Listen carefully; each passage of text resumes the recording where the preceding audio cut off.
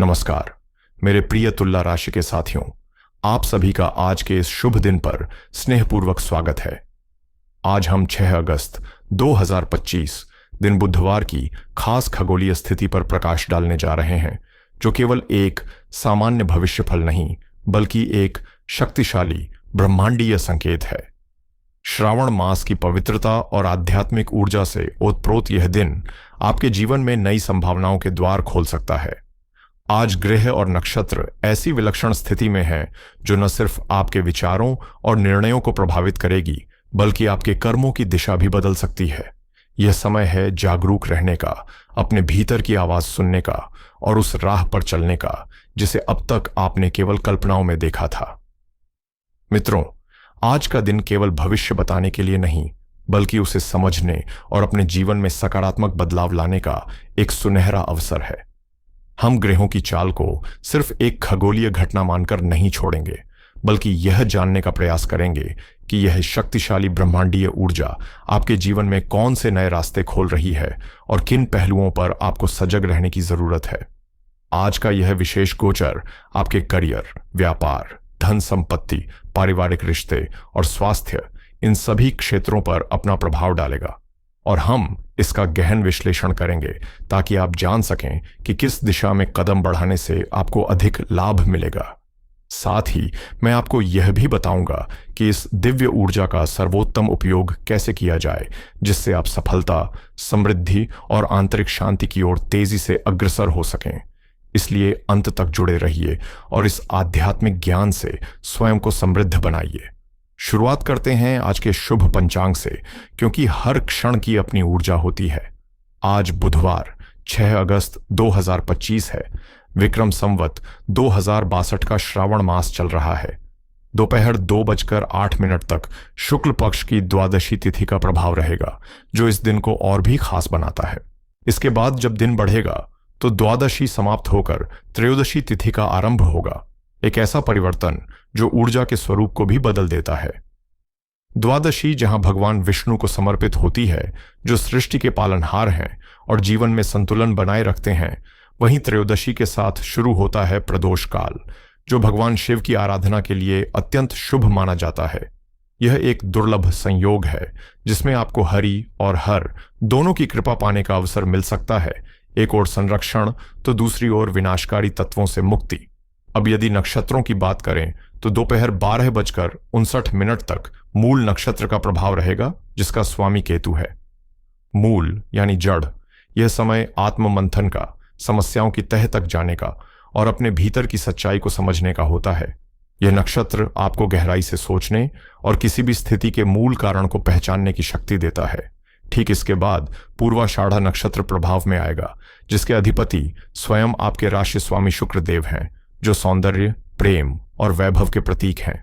यानी दोपहर के बाद का समय आपके आत्मबल के साथ साथ आपके आकर्षण, संबंधों और निर्णय क्षमता को भी मजबूत बना सकता है। पूर्वाषाढ़ा नक्षत्र का शाब्दिक अर्थ है प्रारंभिक विजय, यानी किसी प्रयास की सफल शुरुआत की ऊर्जा। आज का दिन अद्वितीय रूप से रचा गया है।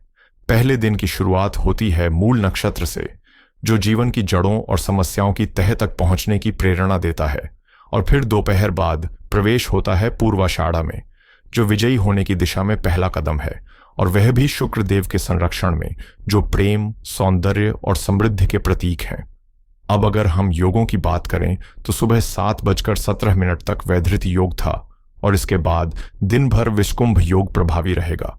यद्यपि इसे आमतौर पर अड़चने देने वाला योग माना जाता है, लेकिन इसका गहरा संदेश है विष का घड़ा। यह संकेत करता है कि जीवन में जो कड़वाहट या कठिनाई आती है, उसे कैसे शिवमय भक्ति से अमृत में बदला जा सकता है।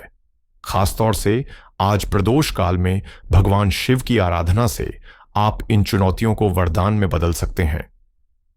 यह दिन दर्शाता है कि प्रारंभिक संघर्षों के बाद जब मन स्थिर और संकल्प मजबूत होता है तो सफलता सुनिश्चित होती है।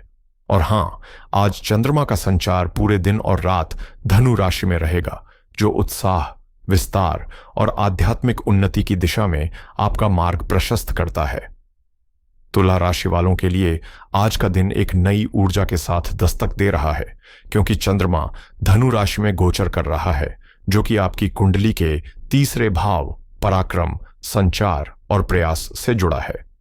जब मन और भावनाओं का स्वामी चंद्रमा इस स्थान में होता है तो यह आपके भीतर जोश, आत्मबल और पहल करने की प्रेरणा भर देता है, जिससे आप न केवल अपने विचार स्पष्ट रूप से रख पाएंगे, बल्कि हर चुनौती का सामना आत्मविश्वास से करने को भी तैयार रहेंगे। यह तो हुआ आज के पंचांग का गहन विश्लेषण, लेकिन अब नजर डालते हैं उन शक्तिशाली ग्रहों की स्थिति पर जो आपके जीवन की दिशा तय कर रहे हैं, जैसे सूर्य, शनि और बृहस्पति। सबसे पहले बात करते हैं आपके कर्म स्थान यानी दशम भाव की, जहां सूर्य देव कर्क राशि में विराजमान है, जो आपके पेशेवर जीवन में नेतृत्व, प्रतिष्ठा और निर्णय क्षमता को मजबूती दे रहे हैं। आपके प्रयासों को वरिष्ठों की सराहना मिलेगी और नई जिम्मेदारियां भी आ सकती हैं, जो आपके करियर को ऊंचाई पर ले जाने का संकेत है। अगर इसी भाव में आपके राशि स्वामी शुक्र और बुध भी उपस्थित हैं, तो यह एक प्रभावशाली राजयोग का निर्माण करता है। शुक्र आपकी रचनात्मक सोच को निखारेंगे, जिससे आपके काम में एक नया आकर्षण आएगा। वहीं बुध आपकी वाणी और तर्क शक्ति को इतना धारदार बना देंगे कि आप मीटिंग्स, प्रेजेंटेशन या किसी भी व्यापारिक सौदे में सफलता प्राप्त कर सकते हैं। कुल मिलाकर यह समय नौकरी करने वालों के लिए प्रमोशन और व्यवसायियों के लिए नए विस्तार की संभावनाओं से भरा हुआ है। आपकी कुंडली में बुध जो भाग्य के स्वामी हैं और सूर्य जो लाभ के अधिपति हैं, मिलकर आपके दशम भाव यानी कर्म क्षेत्र को सक्रिय कर रहे हैं।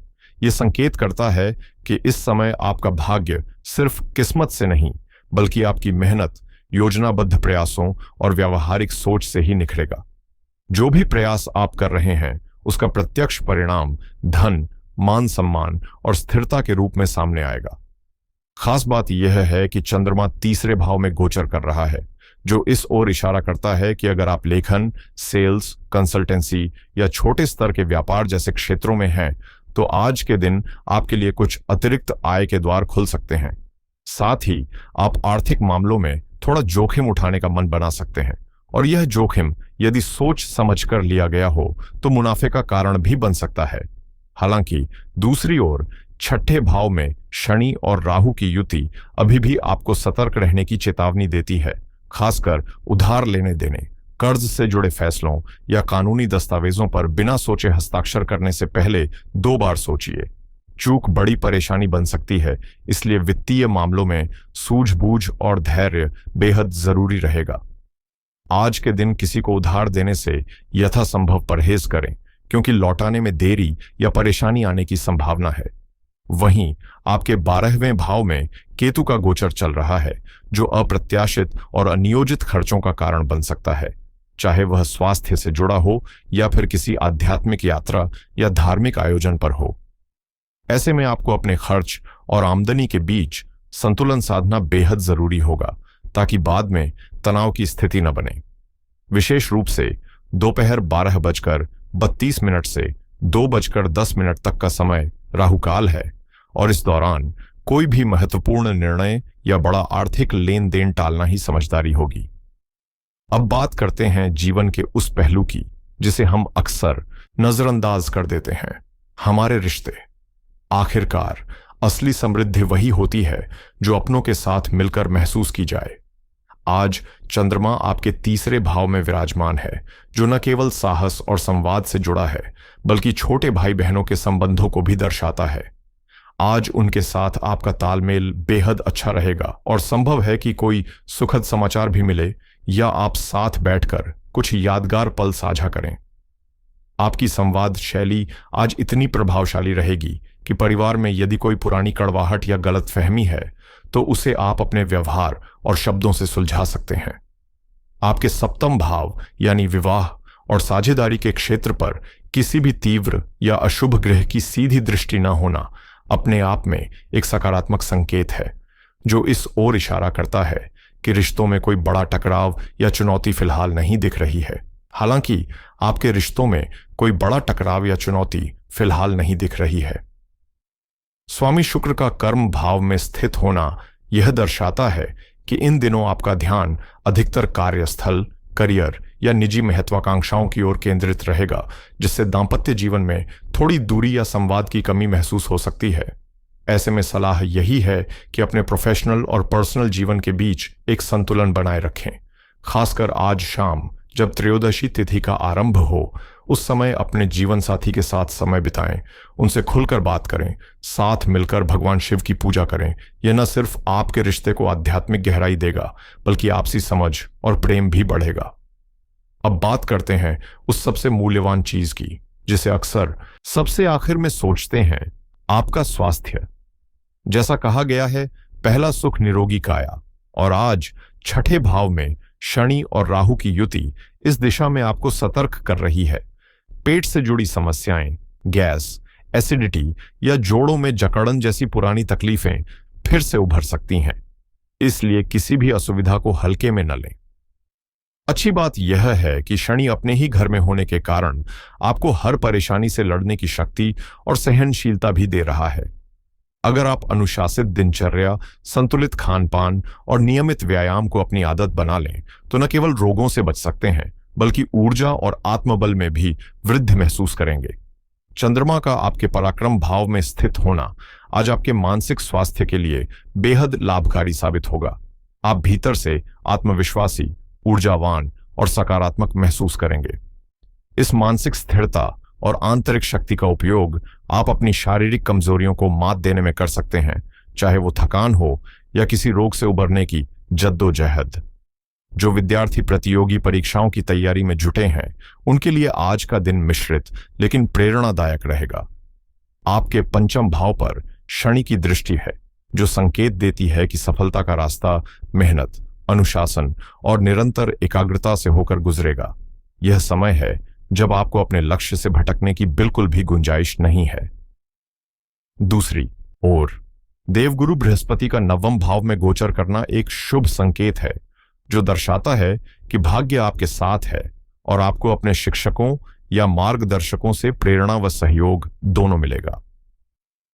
दिन का पहला हिस्सा, जब मूल नक्षत्र सक्रिय रहेगा, गहराई से अध्ययन, रिसर्च और किसी गंभीर विषय पर मन केंद्रित करने के लिए बेहतरीन है।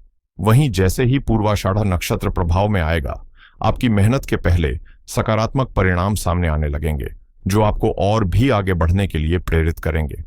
तो तुला राशि के प्रियजनों, आज का दिन खगोलीय दृष्टि से बेहद शक्तिशाली और आध्यात्मिक रूप से जागरूक रहने का अवसर लेकर आया है।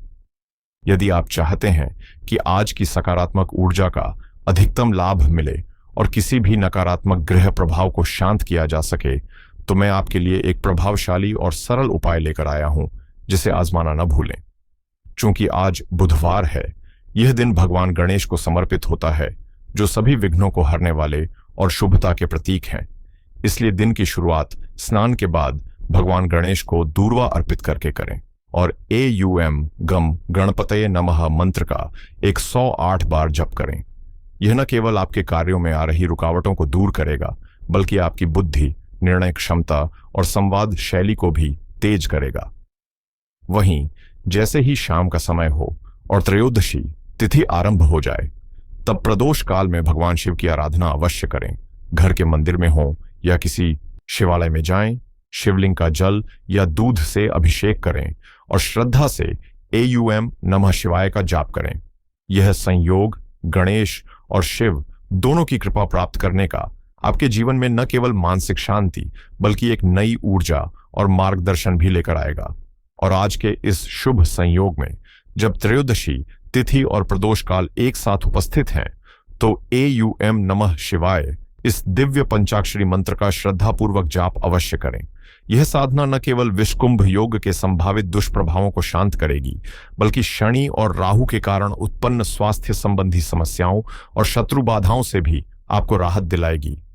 मित्रों, यह न भूलें कि ग्रह और नक्षत्र केवल दिशा संकेतक होते हैं। वे रास्ता दिखाते हैं, लेकिन उस मार्ग पर चलकर सफलता प्राप्त करना पूरी तरह हमारे कर्म, सोच और प्रयासों पर निर्भर करता है। आज आपके पास निर्णय लेने की समझ है, साहस है, भाग्य का साथ है और कर्म करने की शक्ति भी है। अगर आप इन सब का संतुलन साधकर चलें और ईश्वर में पूर्ण आस्था रखें, तो आज का दिन आपके जीवन में एक प्रेरणादायक मोड़ बन सकता है। एक ऐसा दिन जिसे आप गर्व से याद करें। मेरी शुभकामनाएं आपके साथ हैं। आपका दिन मंगलमय हो। जय भोलेनाथ। हर हर महादेव।